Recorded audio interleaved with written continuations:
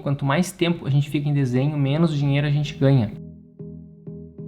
Seja bem-vindo ao podcast Estratégia Arquitetura. O fato é o seguinte: aquele que vende projeto briga por preço.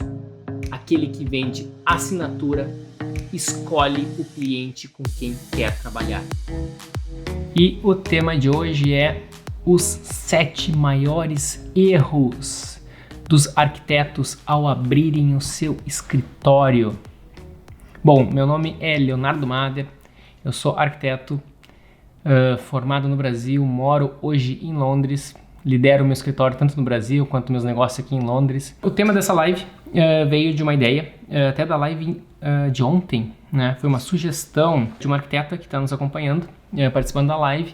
E ela sugeriu, né, falar dos maiores erros, né, que eu cometi, e então eu peguei e compilei isso, né. Então, esses 7 maiores erros são erros que, sim, eu cometi todos, e todos eles tiveram um grande impacto negativo, né, na minha jornada, digamos, foram grandes obstáculos que atrasaram o meu crescimento, e quando eu venci esses obstáculos, aí sim é que eu consegui ter mais fluência, consegui fluir melhor na minha carreira, né? E as coisas começaram a acontecer, as coisas boas começaram a acontecer para mim, tá? Então, vamos ao primeiro erro. O primeiro erro é focar demais na produção de desenhos técnicos e com isso negligenciar, ou seja, dar pouca atenção à sua construção de marca e captação de clientes. Então, o arquiteto, ele foi treinado na faculdade apenas se concentrar na sua produção de desenhos técnicos. E quando fica somente na produção de desenhos técnicos, ele muitas vezes acaba esquecendo que ele tem que captar clientes e acaba esquecendo que muitas vezes ele precisa estar se preocupando com a construção da marca dele. Ele vai captar clientes quando ele constrói um nome, quando ele coloca identidade na marca dele. É assim que tu vai captar cliente, essa é uma das principais estratégias. E o arquiteto não faz isso porque em nenhum momento a universidade falou isso para ele. Ele apenas consome as marcas, né? Ele está o tempo inteiro comprando produtos no mercado, ele está comprando produtos de diversas marcas, e a maneira com que ele consome foi porque aquelas marcas trabalharam o seu branding, trabalharam o seu marketing, construir um grande valor, um grande nome, e daí o arquiteto está consumindo. E ele acha que ele não precisa fazer isso. Ele acha que isso é apenas os outros. Quem tem que fazer isso é a indústria de computadores, a indústria de carros, a indústria fashion, a indústria da moda. Talvez um cabeleireiro precise fazer isso, mas ele não precisa. É isso que o arquiteto pensa. Então é um grande equívoco. Ele precisa sim construir a sua marca, ele precisa pensar numa estratégia de captação de clientes, e para isso ele tem que ficar menos tempo desenvolvendo seus desenhos técnicos. Quando eu me formei, eu consegui os meus primeiros clientes e eu ficava o dia inteiro sentado no computador, apenas desenvolvendo os desenhos. Eu só fazia desenhos. Eu achava que isso era vida de arquiteto. Era chegar no escritório, começar assim que possível, já começa a fazer desenhos e fica até o último minuto fazendo desenhos, daí tu salva o arquivo e vai para casa dormir, e no outro dia tu volta para o escritório e vai fazer desenhos, aperfeiçoar os desenhos, melhorar os desenhos, fazer novos desenhos, mandar os desenhos para o cliente, e daí espera o retorno do cliente, faz novos desenhos, novos ajustes, e fica fazendo desenhos e desenhos e só salvando o arquivo, indo para casa dormir e abrindo o arquivo de novo no outro dia. Eu fiz muito disso no início da minha carreira. Resultado disso, quando acabou o projeto, eu estava sem cliente e as contas do escritório chegando, o boleto vencendo. E ainda, se eu tinha equipe, eu tinha também que honrar os salários, né, dos estagiários e dos arquitetos que trabalhavam comigo. Então, a gente não pode ficar tempo demais em desenho. Quanto mais tempo a gente fica em desenho, menos dinheiro a gente ganha. A gente tem que passar a produção de desenhos para a equipe e a gente tem que ficar cuidando da nossa estratégia de marca e principalmente captação de cliente. Então, a nossa estratégia de marca é um meio para captar cliente.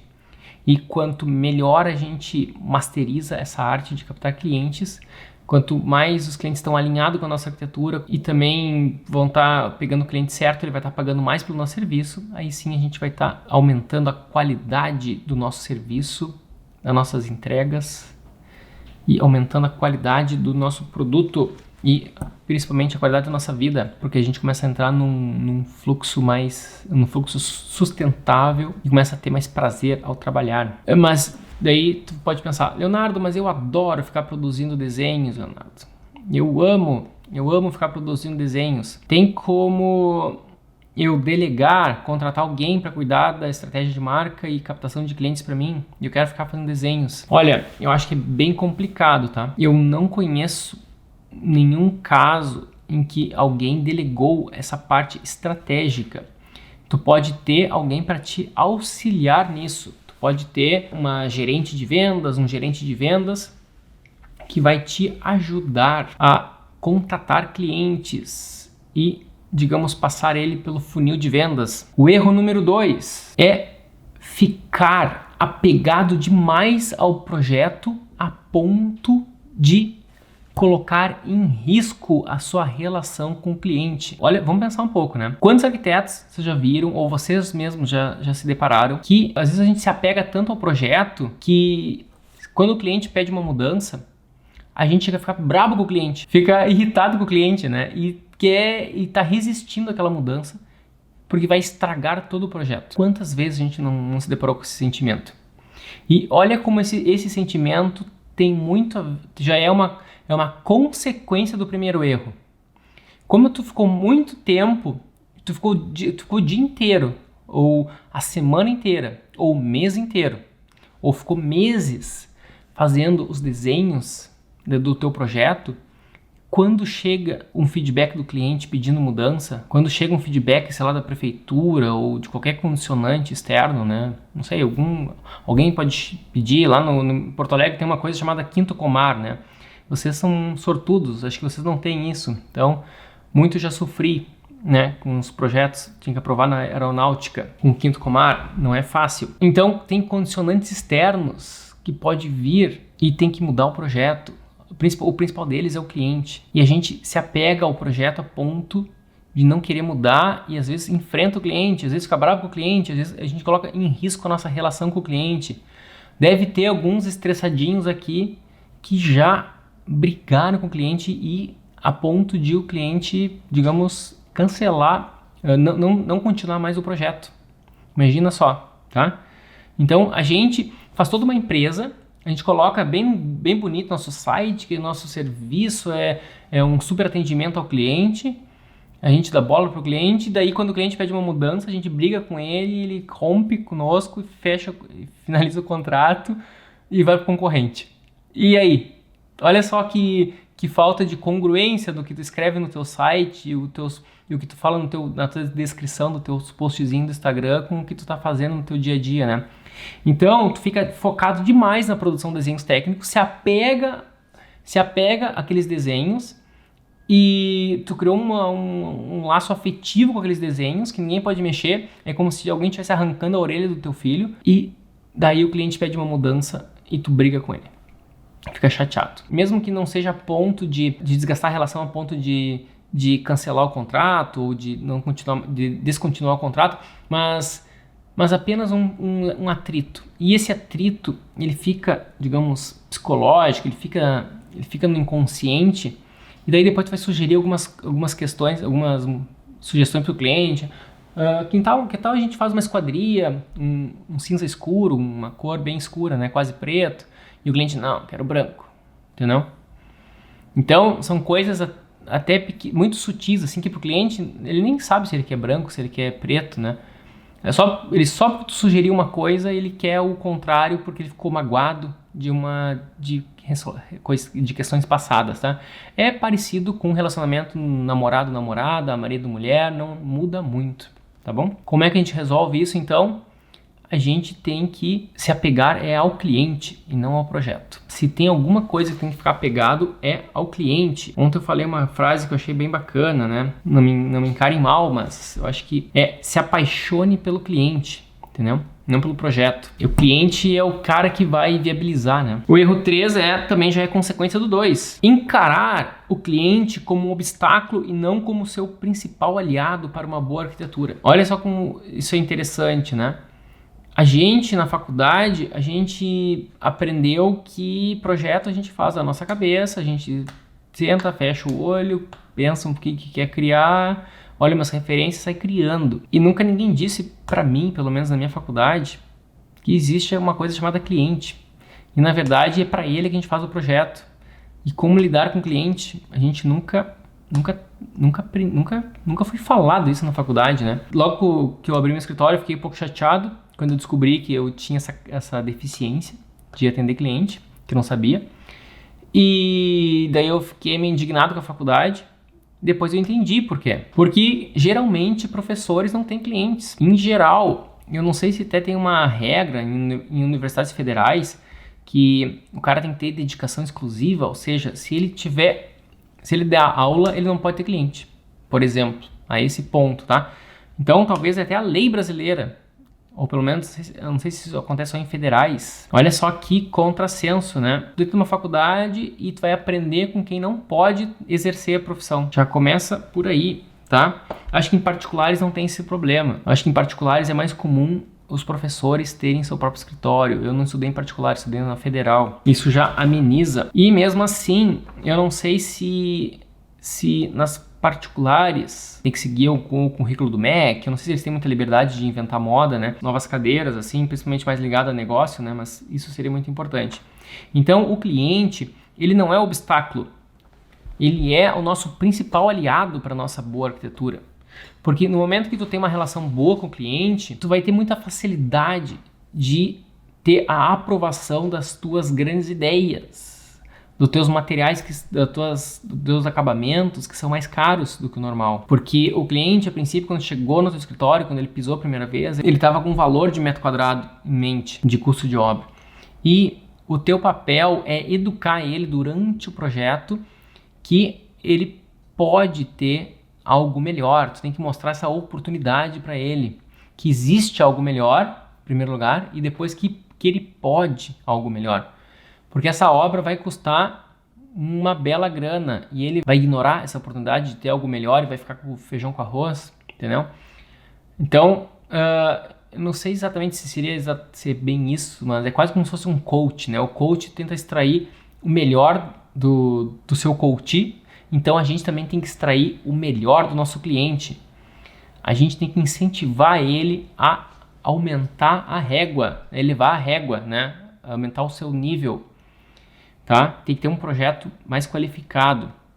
E quando a gente tem uma boa relação com o cliente, fica muito mais fácil ele confiar no que a gente fala.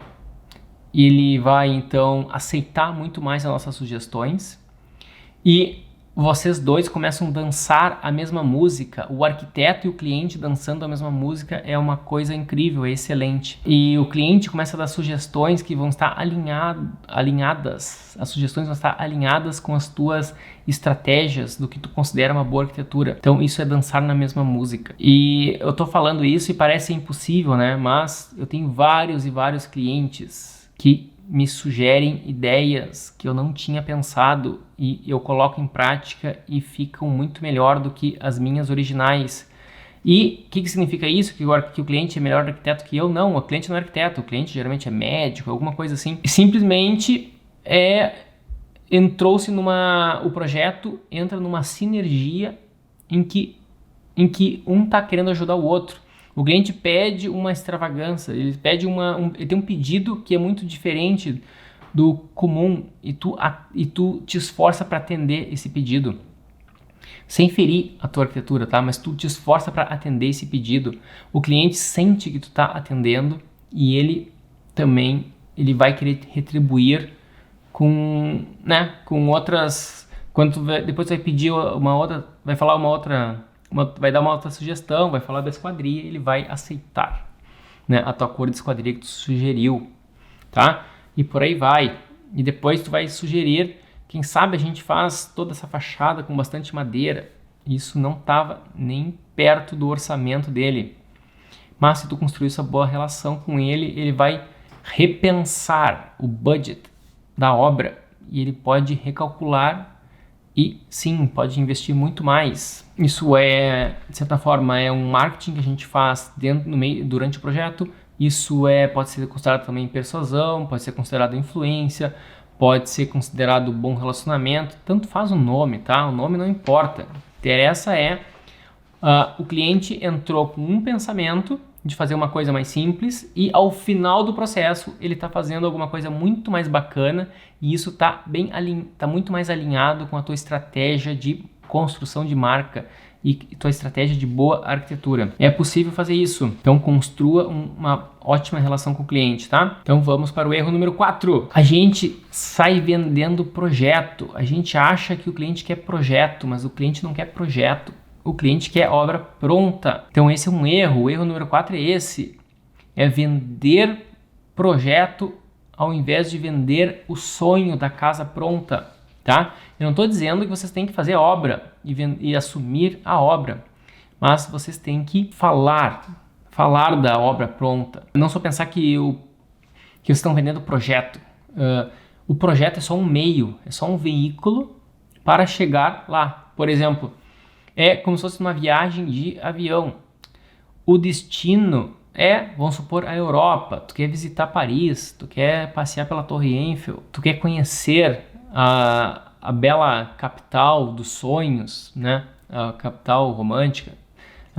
E tu quer conhecer Paris. E o que é o projeto? O projeto seria o ticket de avião, seria o passeio de avião, tá? Passear de avião pode ser legal? Pode, mas a verdadeira intenção da viagem, né, de tudo isso, é chegar lá. Então, se tu começa a falar mais sobre o destino final, ou seja, sobre a obra pronta, tu vai ter mais facilidade em criar essa conexão com o cliente. E se tu fala mais de projeto, se tu fala muito em corte, em planta baixa, entendeu? Em coisas de projeto, quantos desenhos precisam, começa a falar em desenhos, entendeu? Desenho é como se fosse um ticket de avião, isso não emociona. Agora, quando tu fala da experiência da casa, as primeiras conversas que eu tenho com um potencial cliente, eu faço perguntas para ele.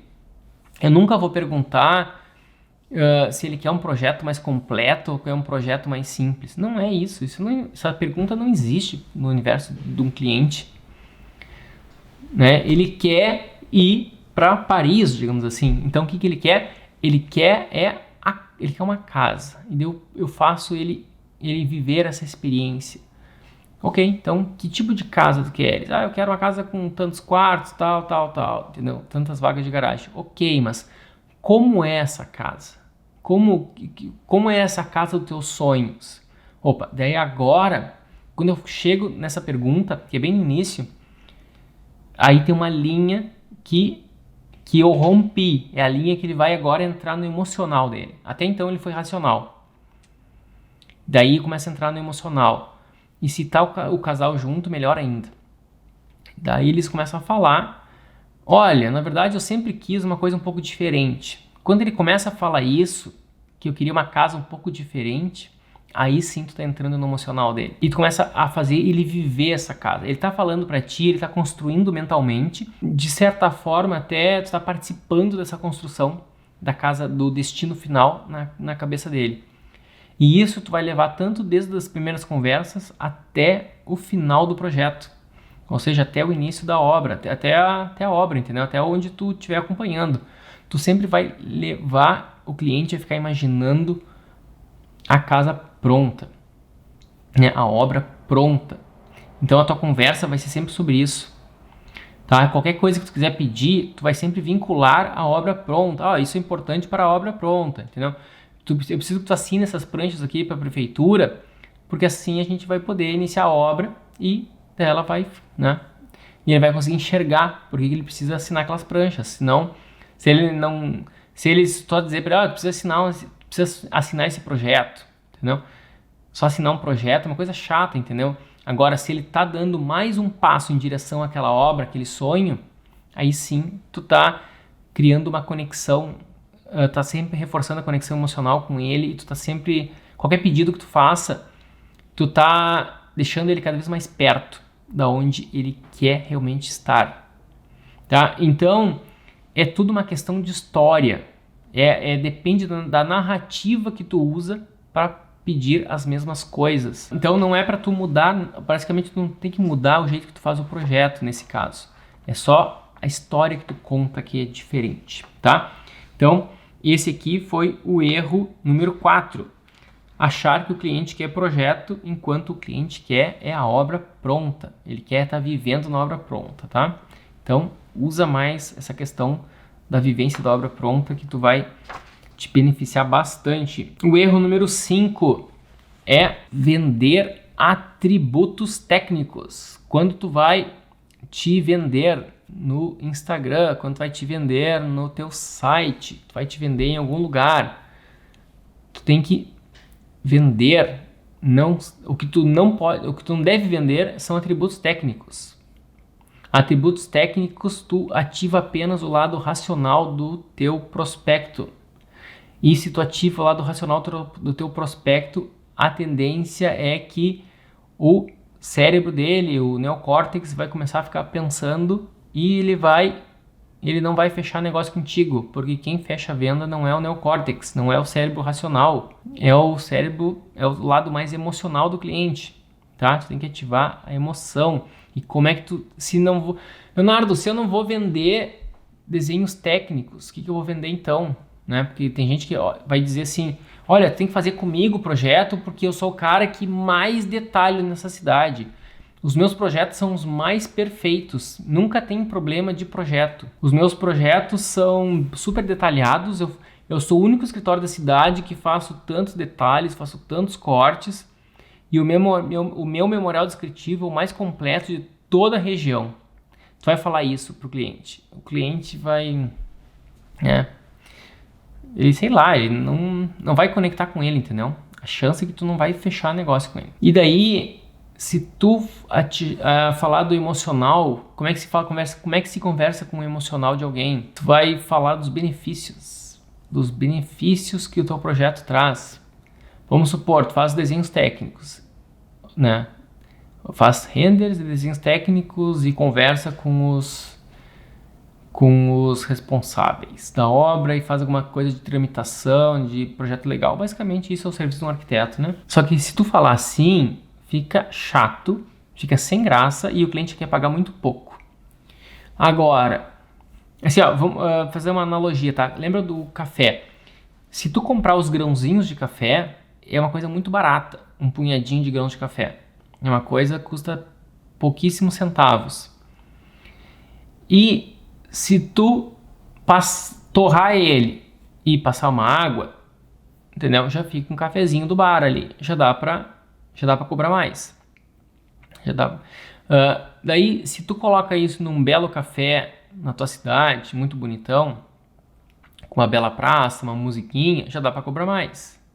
Agora, se tu botar isso no topo da Torre Eiffel, que é um lugar muito, muito escasso, muito icônico, né? O topo da Torre Eiffel, não cabe muitas pessoas lá dentro e é bem complicado chegar lá, pegar aquele elevador. Então vai ser ainda mais caro, né? É muito disputado aquele lugar. Então, mas é o mesmo grão de café, tá? É o mesmo grão de café moído que tu passou uma aguinha. Quando tu leva a história que o cara da Torre Eiffel tá vendendo grão de café, ele não vai conseguir vender muito, muito caro.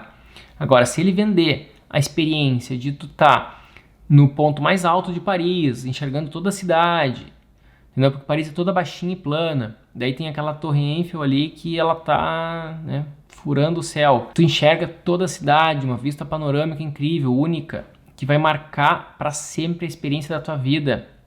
De repente, aquele café, custe o que custar, ele ficou barato, porque a gente está falando de algo que vai marcar a vida. Então, tem uma narrativa, tem uma história. Tu não está vendendo, esse é o benefício, né? Tu não está vendendo desenhos técnicos. E na arquitetura, como é que tu faz isso? Tu vai ver o que o cliente quer e tu vai potencializar o que ele quer. Tu vai vender segurança, tu vai vender status, tu vai vender estilo.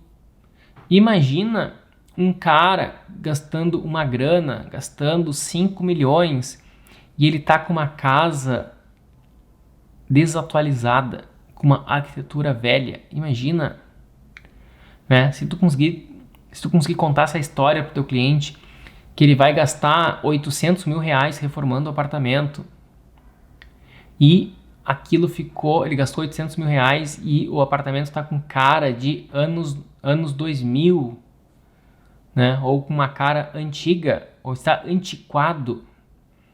Se tu conseguir botar essa história na cabeça do cliente e ele vai querer saber quem é então que vai dar segurança para ele, que não vai deixar o apartamento dele com uma cara antiquada. E se tu conseguir construir que tu é o cara que tem uma linguagem contemporânea, uma linguagem mais atualizada, ele vai começar a depositar confiança em ti e tu pode cobrar bem mais caro para isso, tá?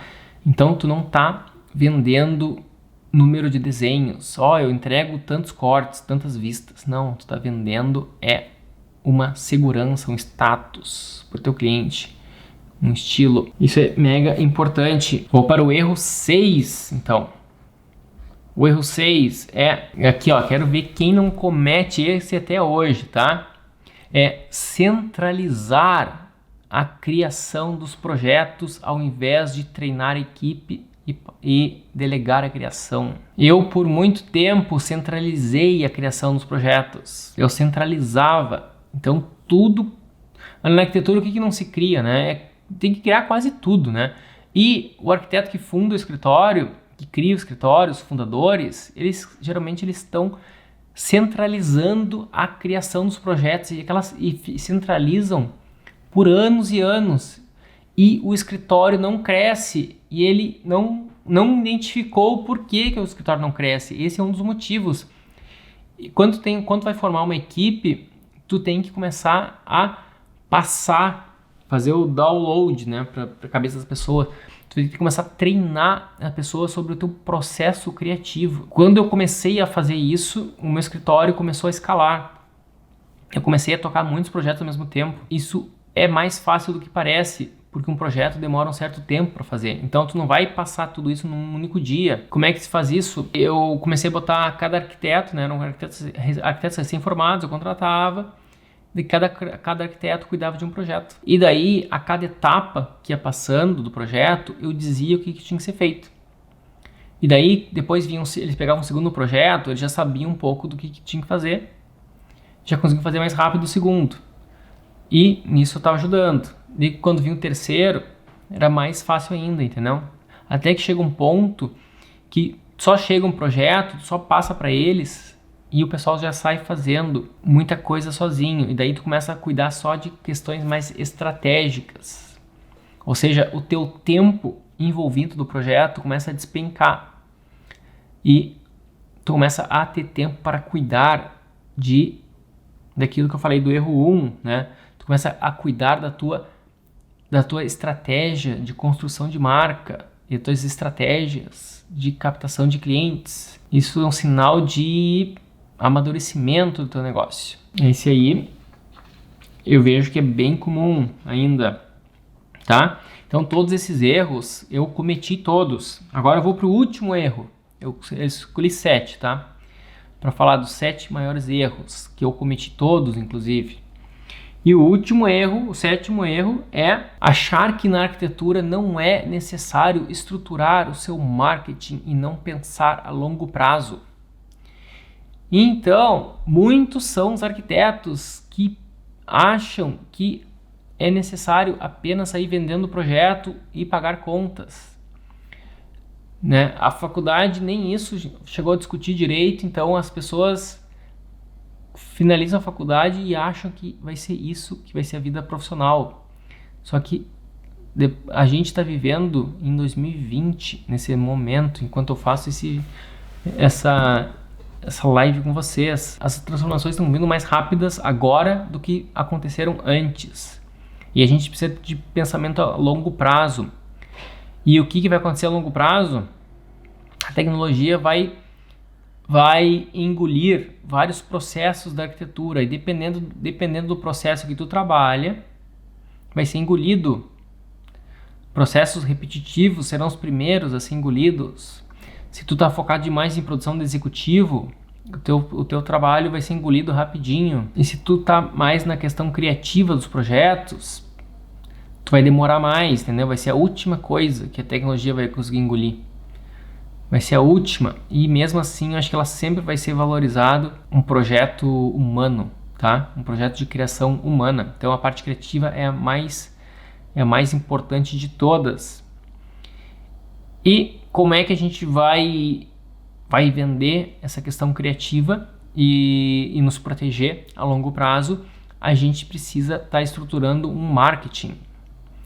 O marketing a gente estrutura agora e já começa a colher os benefícios dele a curto, médio e também se continuar a longo prazo.